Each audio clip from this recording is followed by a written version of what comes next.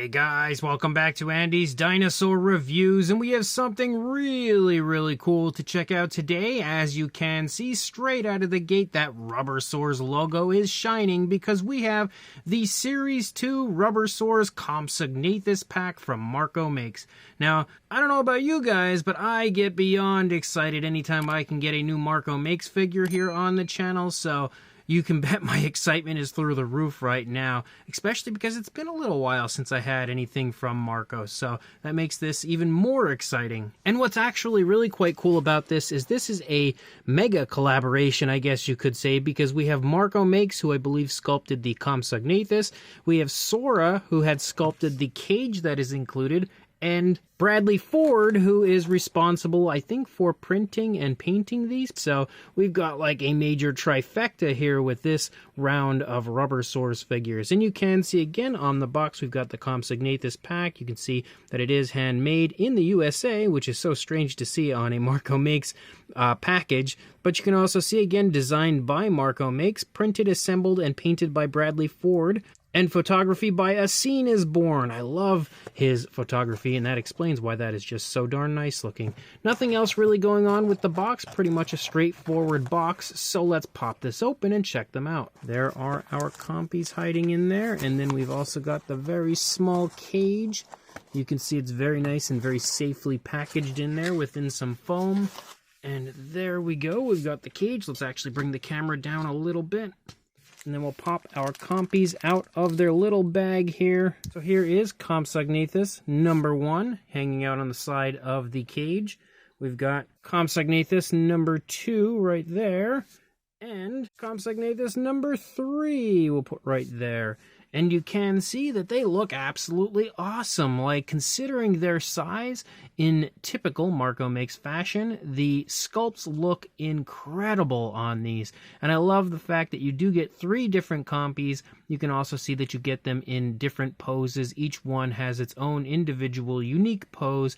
And then, of course, our cage there that we would use to keep our compies in. So, as always, let's jump straight to a closer look and we'll check them out from there. So beginning with our very first Compsognathus, you can see this one is in kind of a nice walking pose. It's got its head kind of leaning up, turning toward the left, kind of taking a look around. And you can see again, look at how nice the detail is on these.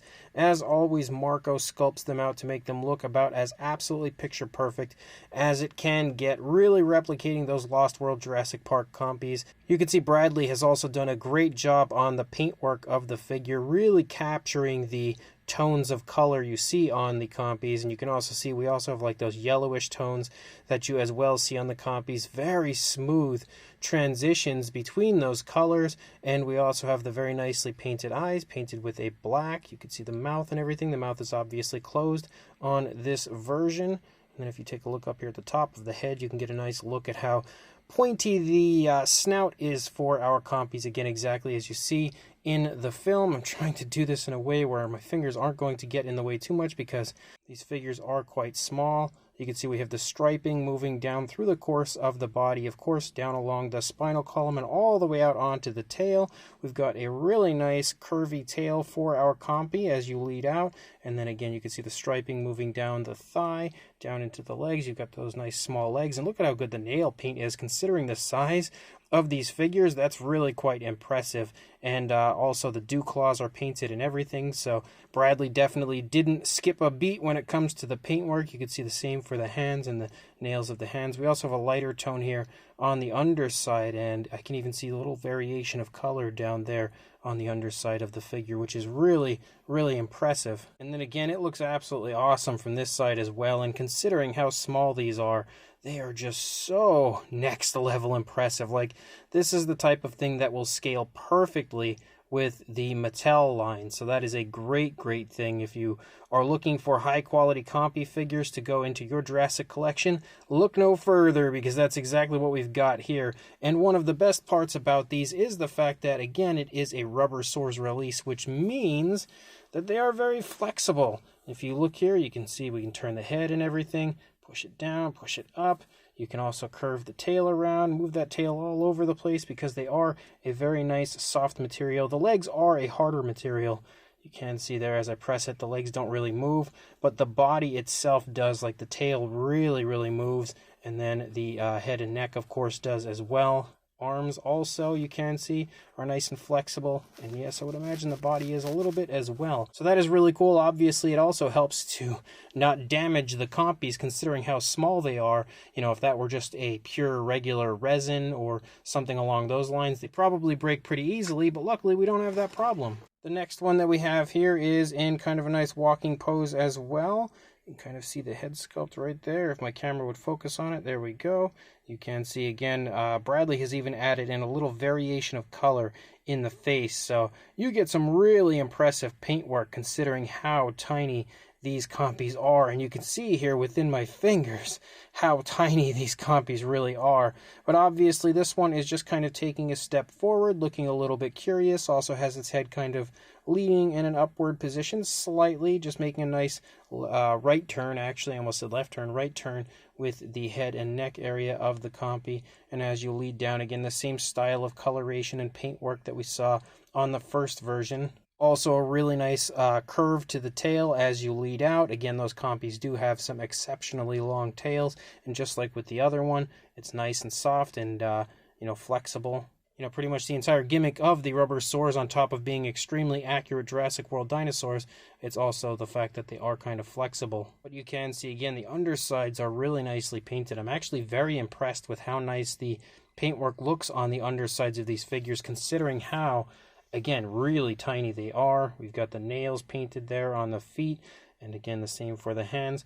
Bradley is actually, like, incredibly underrated, I would say, when it comes to his paintwork. If you don't have Bradley Ford on Instagram, I will, of course, include a link in the description to check him out. I highly recommend following him. His paintwork and the consistent repaints and stuff that he's always posting, I honestly, like, my words don't do it justice. He does a great job on what he does, and you can see, again, this side of the compy also looks awesome. And then we've got ourselves the final member of this compy trio, which, as you can see, this one has its mouth in an open position. This one's kind of like standing at attention a little bit more, kind of has that very curious look. Almost reminds me of the compy at the beginning of the Lost World Jurassic Park, when it's just kind of standing there waiting for the little girl to throw something down for it to eat. Again, we've got the nails painted on the hands, nails painted on the feet, the very nice striping effect moving through the body, those beautiful greens that we see on the compies, and again, that flexible material for the figure. You can see the tail doesn't have quite as much as far as the curvatures go on this one, which I actually do like, again, differentiating each and every compy from each other quite nicely. And again, this one is the only one that does have the mouth in an open position. You can see that there isn't really any paintwork for the inside of the mouth, but considering how incredibly tiny the inside of the mouth is, like, that's the head within my finger, it would be nearly impossible to actually paint that out. I don't know how anybody could ever do that. So the compy is absolutely magnificent, honestly. Each and every one of these are perfect additions to any Jurassic collection. And then we've also got the cage, and again, Bradley has also done a great job of painting the cage, but Sora as well has done a great job of actually designing and sculpting out the cage. You can definitely see it absolutely has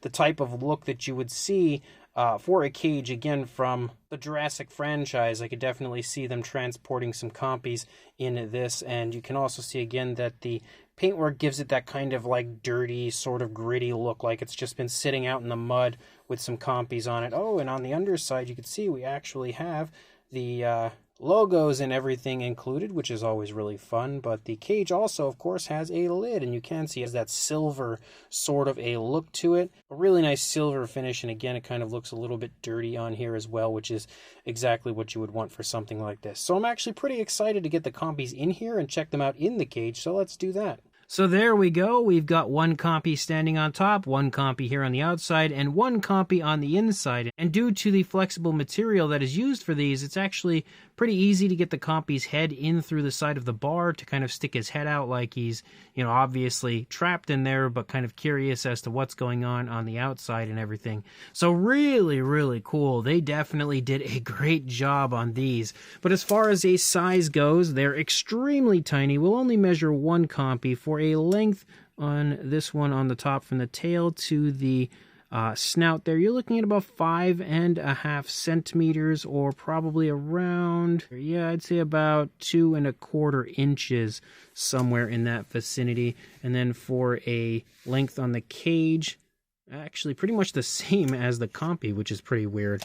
So definitely nice and small like you would want them to be. And for a size comparison to show you that, there is Mr. Papo T-Rex, the Attack Pack Dilophosaurus, Robert Muldoon, and the Collect A Human Being. But the most important comparison that we have here, in my opinion, would be Robert Muldoon here as far as his comparison with the compies go, because it shows you that they are absolutely perfectly sized to coincide with the Mattel Jurassic World human figures, and that's probably where you would want to use them the most, I would think.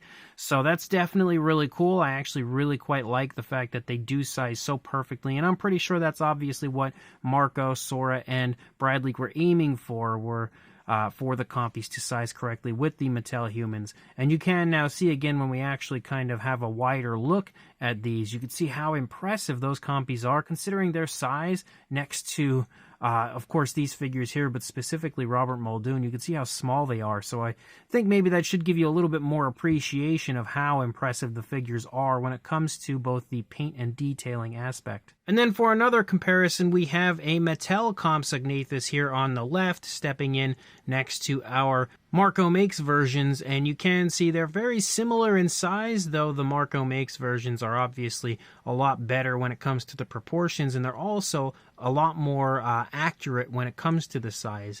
The Mattel versions are just a little bit too large. And we've also got ourselves a Kenner version here next to the Marco Makes versions again, giving you another idea of a size. And even though we already had a human comparison, just for kicks, we've got, of course, Dieter Stark here next to the compies, because that is exactly who meets his demise at the hands of the compies. It would be Dieter Stark, so I figured he'd be the perfect one to bring in here for a comparison. So these brand new Marco Makes / Sora's Art / Bradley Ford Compsognathus figures, the Rubbersaurs Compsognathus, are absolutely awesome. Like, these things are super, super cool. Considering their size, they are some of the most impressive figures, I think, potentially to come from the Rubbersaurs line so far, because it really is so mind-blowing to look at how small they are, but to see how jam-packed they are with fine detail. And also, again, how good Bradley's paintwork is on them considering their incredibly small size.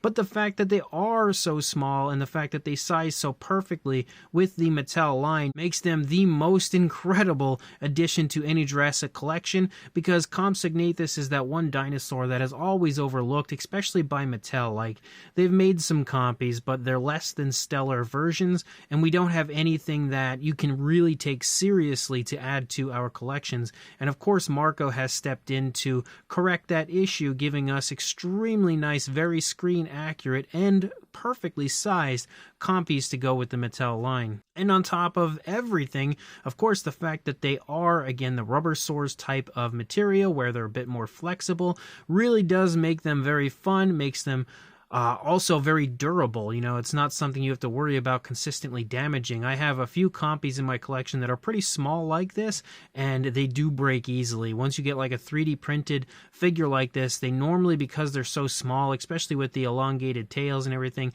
they normally are very fragile. But that's again where the Rubbersaurs material comes in handy, because you have yourself a very nice flexible version of the Compsognathus, so damaging them isn't something that's always on your mind, which is a great thing. It's nice to have something like this that is durable. And you also have an extremely cool cage, again, pretty much allowing you to create any diorama that you could possibly imagine with these compies. I think the only thing else that you would want, of course, outside of Dieter Stark would be that cage, and they've given you the cage, and the fact that they are that flexible material allows you to put the compies in the cage, which is really cool, and again, create even more diorama possibilities. So if you are interested in grabbing a set of these for yourself, I will include a link in the description to exactly where you can do that. And I must say, I absolutely recommend doing so you can add some of these epic compies to your collection. So make sure you check that link, go grab these, and also like, comment, and subscribe, and I will see you in the next review. Thanks for watching.